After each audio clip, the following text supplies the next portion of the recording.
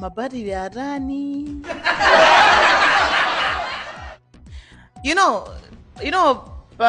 This is Tamia Ja's talk show. Nende maina zinuzomwezi ku trend. Nda antu mungomva kuti mabarire. Okay, so ngani ya mabarire itu ayambitsa nda Chisale. Pajambuyo omwe da DPP amajoka ku nsonkhano nthawi yake. Ndezinambe zoti no galemoro. Basi omwana gwe anthu amasapota za DPP inapya anayiwotcha. Okay, they were attacked.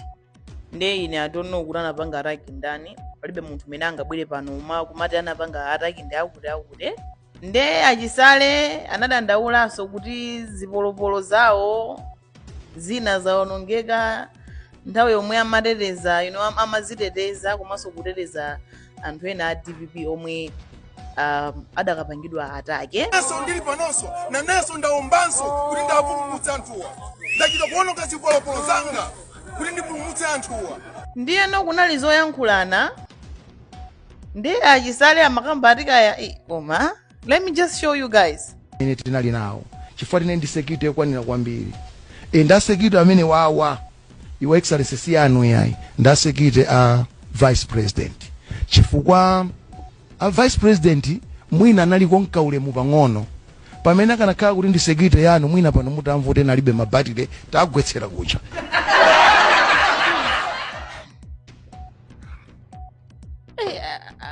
I don't ine simu zoti mabatire ake ndi chani. Ifa pali mabatire ena amagetsi, pali mabatire ya sola, pali mabatire ya phone. I don't know. I don't know.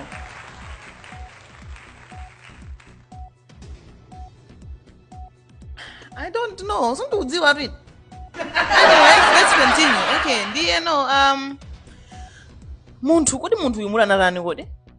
What did this guy do? Anatani muntu uyu kodi? So muntu amene yakufunidwe, he's wanted. Muntu uyu koyambirira kweni ankena zoti muntu amene amupeze. Ngati anthu muli ndi information ya muntu ameneyo. Nthawi imeneyo amene zoti yakupatsani 200,000 kwa muntu amene angampeze muntu 200,000. Ndezinabe zoti muntu uja sapezeka. Ndalama anayisintha amene zoti muntu amene angathe kumupeza muntu uyu alandira 1 million. Muntu uja sapezeka, sakupezekabe, anasinthaso anati apa pano rayika 3 million. Ndipo nopano akweza ayika 10 million. What did he do? What did this guy do? Anthu amene mukudziwa zomwe anapanga munthu uyu, just comment in that comment section, But animawalenga ma comment rupena ndikakhale. Please comment kuti anarani, what did he do? Ifo pano wafika pa 10 million and anthu nditu alibize kusakasaka nditu akusakasaka kula ndi ma 10 million. Anthu ena achitopanga group ya munthu ameneyo.